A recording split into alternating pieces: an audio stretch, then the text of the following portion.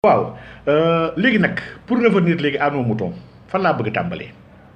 may tàmbalee mooy bu ñu nee Wally ci groupe LGBT nga bokk man loolu dama koy wax man dama ne Wally Seck Wally Ballago Seck ci groupe LGBT yi nga bokk yow lu tax ma ne ci groupe LGBT yi nga bokk LGBT groupe bu yaatu la bi nga xam ne mun naa ne 11 lettres la gars yi ñoo tàmm wax rek LGBT plus mais 11 lettres la dañ tàmm wax LGBT T ñaari T la QQ IAAP lan lay tekki L pour lesbienne mooy jigéen ak jigéen yi xam ne dañuy ànd G pour gay mooy góor ak góor yi xam ne dañuy sëy B bi mooy pour les bisexuels bu ñuy xam ne ñoom ñaar yëpp la ñu boole dañuy sëy ay góor di sëy ay jigéen T premier T bi mooy transsexuel yi deuxième T bi mooy transgenre ñii dañuy bëgg di sëy ak ñeneen ñee dañoo bëgg rek di am identité maanaam di nuru di solu pour nuroog ñeneen ñi n'est-ce pas premier Q bi moom la ñuy wax queer mooy ñi nga xam ne ils sont bizarres deuxième Q bi mooy questioning mooy ñi nga xam ne ils sont en recherche yoo nekk di questionner seen bopp xamaguñu la lañ bëgg a nekk ñoom xamaguñu seen orientation sexuelle bi xam moo leen neex premier I bi moom la ñuy wax intersexe mooy ñi nga xam ne mën na leen méngale ak hermaphrodite yi mooy ñi nga xam ne anatomiquement dañoo bokk dañoo mën leen féetale ci anatomie ne kii tel sexe la am wala tel sexe la am premier A bi moom la ñuy wax asexuel mooy ñi nga xam ne dañoo ne ñoom bëgguñu sax sexualité amuñu sexualité waaye deuxième A bi mooy allié ñu wax les alliés mooy ñi nga xam ne duñu ay góor jigéen waaye ñu ngi jàpp ci combat góor jigéen ñu ngi leen di soutenir ñu ngi leen di encourager ñu leen di defal promotion ñu ngi leen di jàppale ñu leen di xeexal ñi ñëpp si alliés yi la ñu bokk P bi nag mooy pansexuel lu ñuy wax pansexuel mooy ñi nga xam ne ñoom ñi ma tudd nii ñëpp ñoom ñëpp dañoo bëgg da leen bëgg leen tëddee ak ñoom ñëpp bëgg leen tëddee góor yi bëgg leen tëddee jigéen yi bëgg leen tëddee góor jigéen yi bëgg leen tëddee ñi nga xam ne bëgguñ tëdd ak kenn bëgg leen tëddee ñi nga xam ne dañuy soppi seen ay melo ñoom ñëpp la ñu boole P bi moom moo leen boole ñëpp donc suñu nee kenn ko ne dans le lobby si LGBT la bokk yow laajte fan la bokk si 11 lettres yi donc man je dis que Wally c'est un allié des góor jigéen lu tax ma wax loolu naa ko leeral donc lu tax ma wax loolu Wally dama ko déglu mu def benn waxtaan bi soo xoolee da ngay xam ni dafa am ñu nekk ci ginnaaw ñi nga xam ne ñoo ko génneeloo pour mu wax may fàttali ne ñun au niveau ñiy xeex wàllu góor jigéen ndax ànd sàmm jikko yi tey la tudd ànd sàmm jikko yi kese waaye balaa ma koy tudd mu ngi nekkoon collectif non à l'homosexualité et à la franc-maçonnerie ay kilifa yu mag ñoom Karim Xurum Xaq ñoom Adama Mbupp ñoom Ababacar Mbupp ba si ay ñoom Jamra ñoom sëñ Mbàkke sëñ Basiru Mbàkke Astrem ñoom Oustaz Makhtar Sarr dama ne kilifa yu bëri Sénégal ñoo taxawoon ci collectif boobu ñoom imam Ahmad Dame Ndiaye avec la Ligue des imams et oulémas du Sénégal et cetera et j'en passe wax dëgg yàlla ñoo bëri donc xeex góor jigéen farata la si jaamu yàlla bokk may wax nag ne lu tax mu nekk li nga xam ne dafa kéemtaane ñun tëbbuñu rek ni di xeex ak di wax non tëbbuñu di wax de dañ ko gëstu bu baax xam li ñuy wax lan la waaw maa ngi gis ñi nga Jamra sax mu ngi doon dugg ndeysaan Jamra dañoo am taxawaay bu jéggi dayo ñoom ci lépp luy question de mës moo tax amuñu seen fay lu leen ñaanal daa iman yàlla dëgëral leen sàmm leen ndax on a besoin de sentinelle on a besoin de nit ñi nga xam ne ñoo ñuy xeexal si valeur ndax valeur mooy richesse bu gën a ngand pétrole ak gaz ak diamant donc ñun duñu gis ay couleurs yi tëb na damm na le show qu'il y avait à la Médina couleurs yooyu c'est pas des couleurs LGBT donc lii tappale la pour jéem a am moyen et prétexte pour mën a dugg wax mel ni comme victime duñu la may loolu tu n'es pas une victime waaw maanaam doo dof bi nga xam ne dafa nekk di def nii dans l'air may fàttali les couleurs LGBT yi nga xam ne mooy couleur arc-en-ciel bi nga xam ne moom la LGBT jël officiellement maanaam ñuy wooye les gays ndax am na yeneen couleurs yu bëri ils ont beaucoup de drapeaux yi du benn boobu kese bu 6 couleurs yi am na yeneen publié woon naa ko sama page pour ñëpp xam ko waaye Wally Seck dama ko déglu muy wax ne moom laalul de près ou de loin góor jigéen ñi sëñ Wally da ngay gaaw a fàtte sëñ Wally il y a beaucoup de vidéos de toi yi nga xam ne ay góor jigéen nga taxawal ci seen ñu lay battre xaalis lu koy jël sëñ Wally kon peut-être tu as une courte mémoire dama lay fàttali kese nee nga tu n'as aucun lien de près ou de loin ak góor jigéen yi sëñ Wally yow sa accoutrement sax dafay junju gaay góor jigéen yi sëñ Wally sol nga yére bi nga xam ne mooy drapeau góor jigéen yi jamono bi nga xam ne ñu doon wax gay pride ci àdduna bi sa drapeau boobu ñu man dama si defoon fii waxtaan fële ca mosquée inachevé ci Yoff man da attaqué woon attaqué le publiquement pourtant porté woon plainte jamono bi yaa ngi daw dem porté plainte imam nu sax imam point imam Kanté sëñ Waly li nga sol noonu yëfu góor jigéen ñi la preuve ba nga ko solee le mouvement LGBTI Sénégal dafa bind di la bëggee ne ku nekk ak ni muy manifester gay pride bi yow tu la manifester à ta manière forcé nga ko gars yi waaye ba tey ñu la siy bëggee lii mouvement LGBTI Sénégal ñoo ko bind seen Twitter yemul si ñoom stop homophobia bi nekk fële ci Europe dañoo bind bataaxal ñoom di la remercier ak la jaajëfal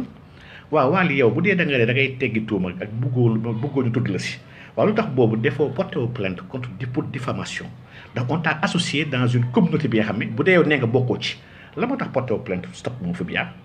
la moo tax génnoon def déclaration contre mouvement LGBTI Sénégal ne bu leen ma tuddati seen affaire yooyu bokkuma ci te fait le mort waxoo tinoo génnoo waaw léegi yow kon bu gars yi génnee di wax te yow ñoom Oustaz Matar dañoo baax waxuñu góor jigéen nga dafa leen tu fais la promotion góor jigéen c'est la vérité yaa ngi koy def ndax bu dee yaa ngi sol seen ay yére di jël ay yére yoo xam ne déguisement yooyu maanaam transparent collé yëpp góor jigéen yi ñoo koy sol dëkk tubaab bi xam boo demee dëkk tubaab yi góor jigéen dafa ñu leen di xàmmee dafa am nu ñuy solo dafa am nu ñuy waxee et cetera mais yow tu fais la promotion et chaque fois yaa ngi génn di choquer sénégalais yi Waly yor nga fi sàkk bëgg fi lancer mode bi nga xam mais loolu du mbiru góor pourtant kenn attaqué yow la kenn porte la plainte dafa amoon sax ñu génn dox ay njekk pour gars yi jéggal la boobu ba léegi nous avons été très indulgents ak yow et toujours tu reviens di defaat même chose defaat yu gën a grave encore Waly yow kese doo fi woykat Sénégal Waly fii ay woykatu mbalax ngi fi ay rappeur a ngi fi ay woykatu folk ngi fi ay woykatu reggae ngi fi pourtant ñoom ñëpp kenn tudd leen ci promotion mbiru góor jigéen kenn tudd leen ci pourquoi yow Waly tu es le seul ne me dis pas que gars yi ñoom acharnement ci yow ndax da ngaa garaaw bi nga xam ne kenn amu ko fi man de amoon na fi garaaw ndax mbalax dafa aram képp koy defit yaa ngi ci lu aram donc vraiment pour man defoo fi musique bu extraordinaire ba tax ñu war a acharné wu ci yow sincèrement sa papa acharné ñoon ci moom sa papa te xam naa ne daa ko yi mais il faisait pas la promotion ni ci solinam ni ci seen ay couleur ni ci waxinam donc il faut tamit nga sérieux bàyyi tappale bi man j'attendais de toi ba la stop homophobia bindee di la féliciter pour le courage que tu as parce que tweet boobu tweet bu grave la dañ la féliciter ne malgré que gars yi ñu ngi fitnaal góor jigéen ñi yow tu as pris ton courage à deux mains imposé ko waa Sénégal à l'occasion du match Sénégal-Ouganda donc ñu ngi lay féliciter ci njàmbaar gi nga am mais Waly boobu nga doon génn yow def déclaration te boobu génnoo donc LGBT Sénégal tamit félicité la ba tey génnoo donc ñun dañoo gis ne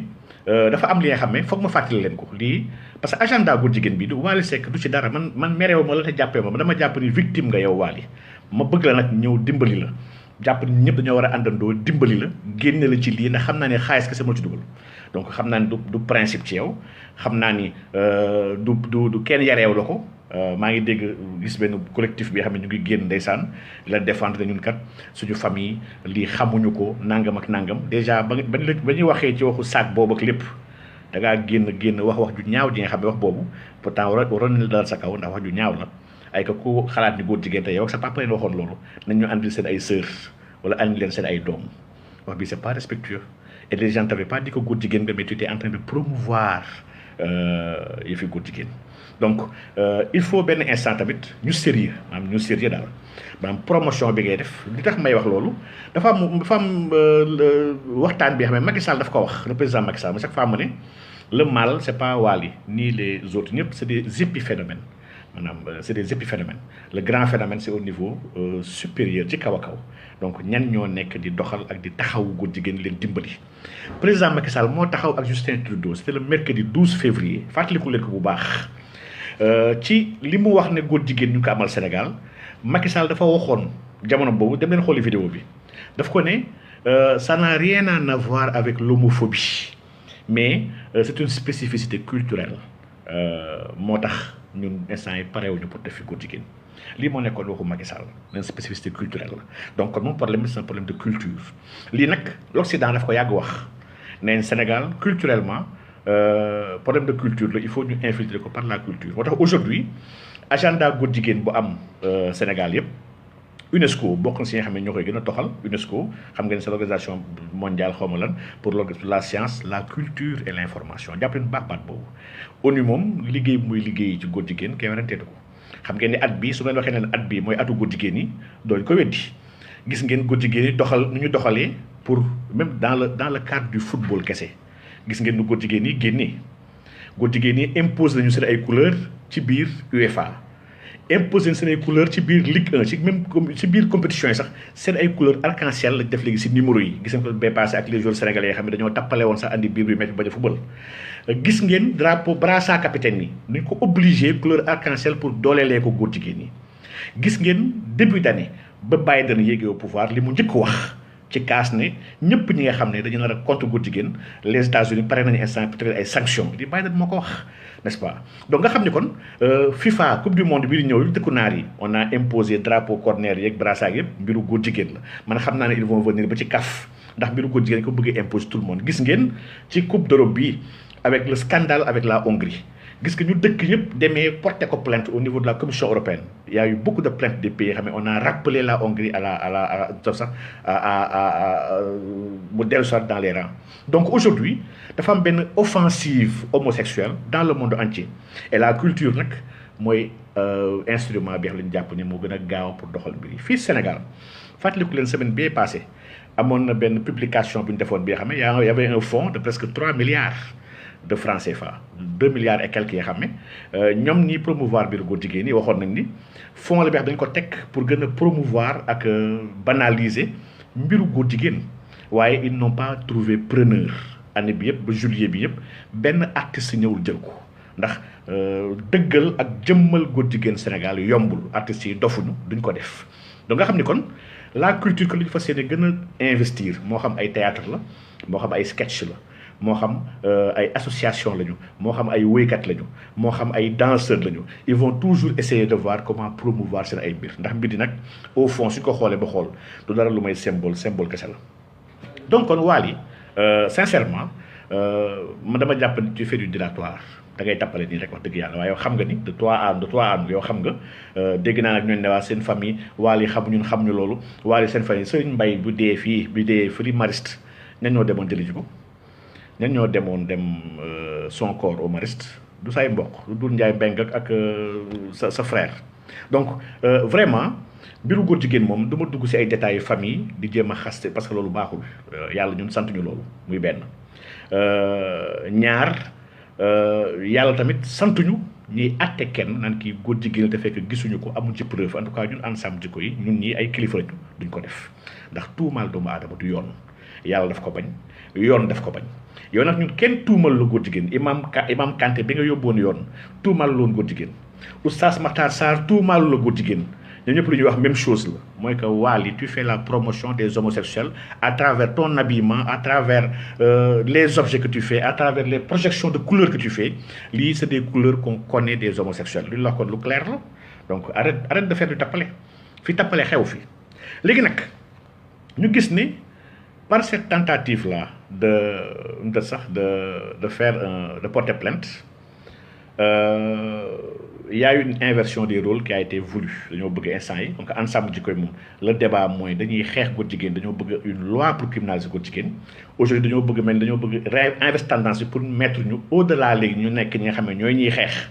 di imposer pour ñu nekk dans la défensive pour protéger wu loolu duñu la ko may duñu ko nangu on peut pas nous divertir pour ñu mujj nekk nekk dans la défense yi jéem a xool waaye li ñuy dem yoon on va se défendre non yoon bi lii benn parenthèse bu ndaw bi xam ne yow xam nga ni mënoo fa am ndam te warlu yem ci Matar Sarr maa ngi xaar man sans plainte ndax Matar ku ko laal nga ñun nii Matar Sarr gor la Matar Sarr moo lëpp njëriñ ci dëkk bi Matar Sarr jàngalekatu alxuraan la dafay former ay xale pour ñu mokkal alxuraan Oustaz Matar Sarr lépp luy daara saa yu